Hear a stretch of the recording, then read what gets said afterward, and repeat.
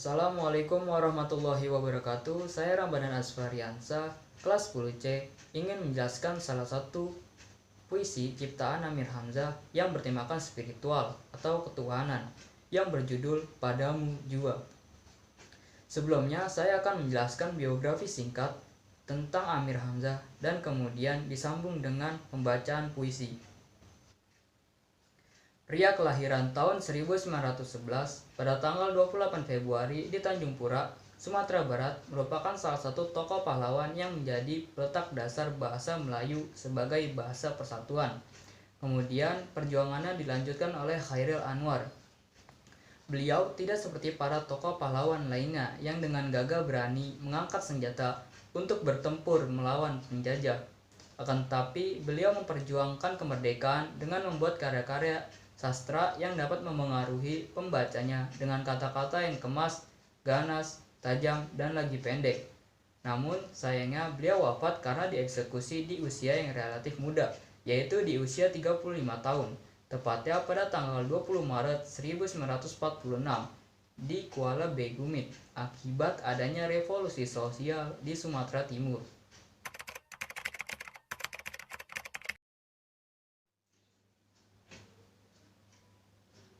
Padamu Jua, ciptaan Amir Hamzah. Habis kikis, segala cintaku hilang terbang. Pulang kembali aku padamu, seperti dahulu. Kaulah kandil gemerlap, pelita jendela di malam gelap. Melambai pulang perlahan, sabar setia selalu.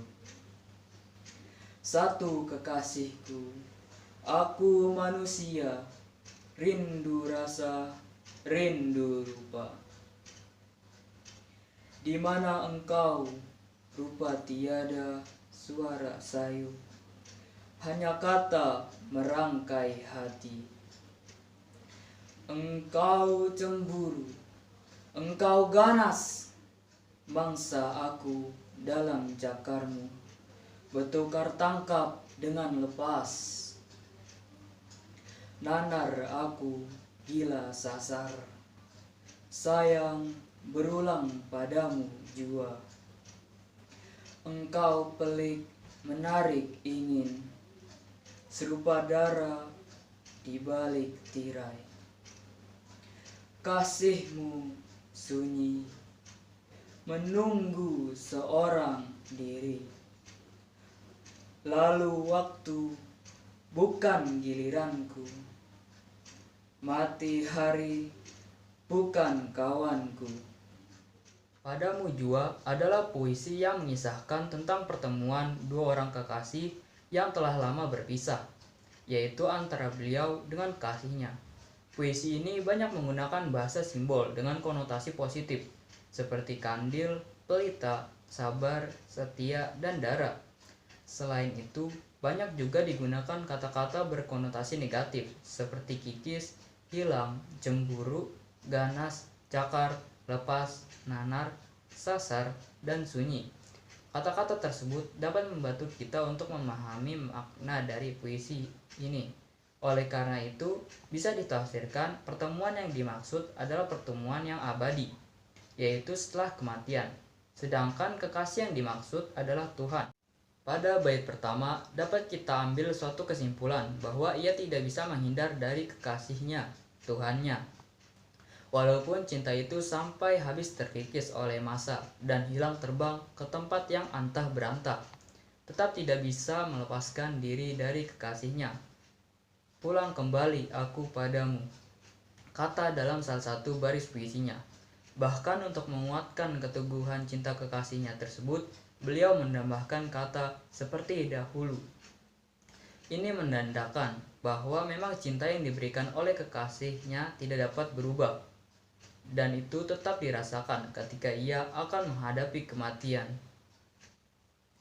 Pada bait kedua memperlihatkan bagaimana ketulusan cinta kasih yang diberikan kekasihnya pada dirinya. Cinta yang diberikan kekasihnya diibaratkan sebagai kandil, gemerlap, dan pelita jendela di malam gelap, yang selalu sabar dan setia menanti kedatangan dari perginya yang lama. Namun, di bait ketiga, tetap tidak mau mempedulikan kasihnya itu. Sebagai seorang manusia, ia juga membutuhkan rasa cinta yang berbentuk. Sedangkan kekasihnya ini adalah sesuatu yang tidak tampak. Pada bait keempat, menumpahkan penasarannya itu dan bertanya, "Di mana engkau?" Lupa tiada, suara sayup, hanya kata merangkai hati. Karena yang dicintai adalah Tuhan, maka mata manusia tidak mampu melihatnya, sehingga rupa pun menjadi tiada. Tetapi bisikan kata-kata selalu dirasakan, merangkai hatinya untuk meyakini bahwa ia memang tengah mencintai kasihnya, dan kasih itu berbalas. Pada bait kelima, menceritakan perihal sifat dari kekasihnya adalah Tuhan. Kekasihnya sangat cemburu, maksudnya jangan sampai insan menyembah selain dirinya. Engkau ganas, artinya Tuhan mempunyai kekuatan untuk mengazab hambanya yang tidak taat. Selain itu, pada baris selanjutnya diceritakan bagaimana Tuhan memberi cobaan terhadap manusia.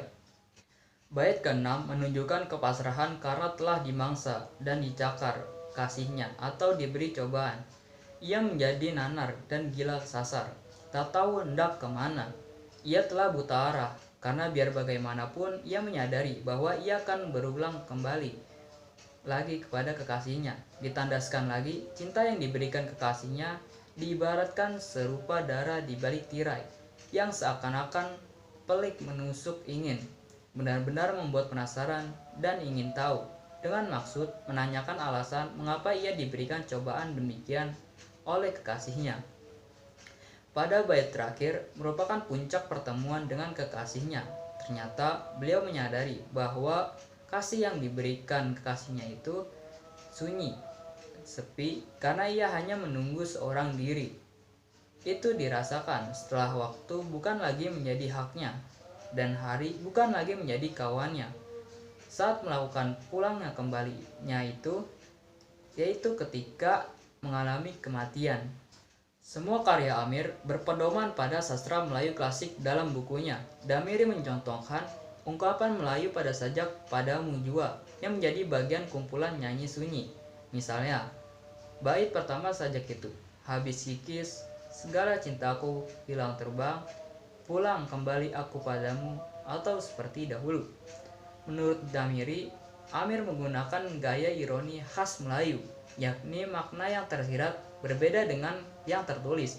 Cinta Amir tidak benar-benar habis kikis, malah tambah membubung tinggi. Karya-karya Amir juga mendapat pengaruh dari kesusastraan India, Persia, dan Arab. Penyair Sapardi Djoko Darmono mengatakan karya Amir paling banyak dipengaruhi pujangga India, Rabindranath Tagore. Pengaruh itu, kata dia, terlihat dari bentuk sajak Amir yang menyerupai prosa liris sajak dengan bahasa berirama, layaknya karya bikinan Tagore. Lewat cara itulah Amir mengembangkan bahasa Melayu. Karya-karyanya memadukan sastra Melayu klasik dengan referensi dari luar.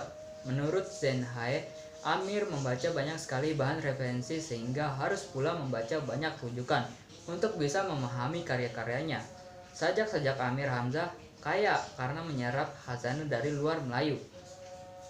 Bahkan penyair Khairil Anwar pernah menyebut sajak-sajak Amir sebagai sajak gelap, lantaran butuh berbagai rujukan untuk memahaminya. Sapardi menyatakan pengaruh Tagore juga terlihat dari ambiguitas karya-karya Amir. Karya-karya Tagore menurut Sapardi cenderung tak jelas dalam memaknai sesuatu, tergantung pembaca mau memaknai apa. Inilah yang juga terjadi dalam karya-karya Amir Hamzah. Dalam Padamu Jua, misalnya, para pakar berbeda pendapat ketika maknai kata kekasih, mu, dan engkau. Meyakini kata-kata itu merujuk pada Tuhan karena mereka menganggap karya Amir tersebut merupakan sajak religius, mistik, atau tasawuf.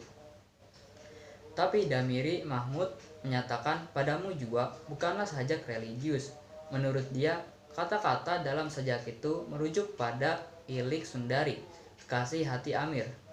NH Dini sependapat dengan Damiri. Menurut dia, Padamu Jua mewakili cinta Amir kepada Ilik. Sebab Dini meyakini Ilik menjadi inspirasi di hampir semua karya Amir. Meski begitu, Dini menyatakan ada satu hal yang belum terungkap hingga sekarang. Ini soal pernah tidaknya Amir memberikan sajak-sajak itu kepada sang inspirasi Ilik Sundari.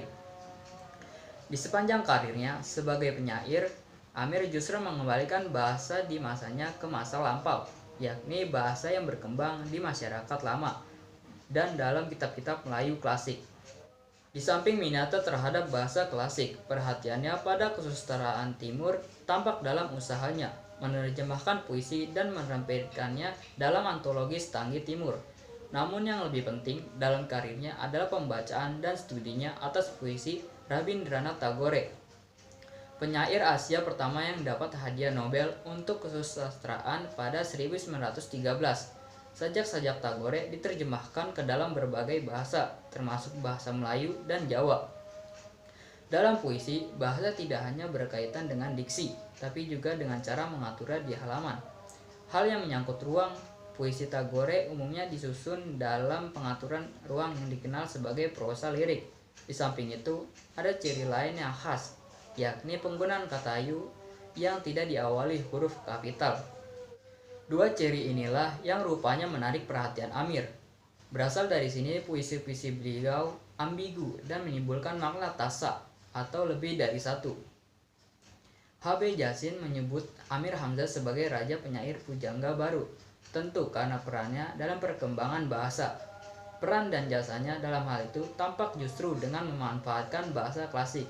Di samping upayanya yang mengembangkan wujud visual puisi sejalan dengan yang dilakukan Rabindranath Tagore, jadi perkembangan dan pengembangan bahasa tidak hanya memiliki ciri dan kecenderungan memandang ke apa yang sedang terjadi di masa kini, tapi juga apa yang pernah ada di masa lampau. Itulah terutama jasa dan peran Amir dalam perkembangan bahasa kita. Sekian dari saya, pembahasan tentang puisi Padamu Jua dan salah satu tokoh kemerdekaan yaitu Amir Hamzah. Sekiranya ada kesalahan dalam bertutur kata, mohon dimaafkan. Wassalamualaikum warahmatullahi wabarakatuh.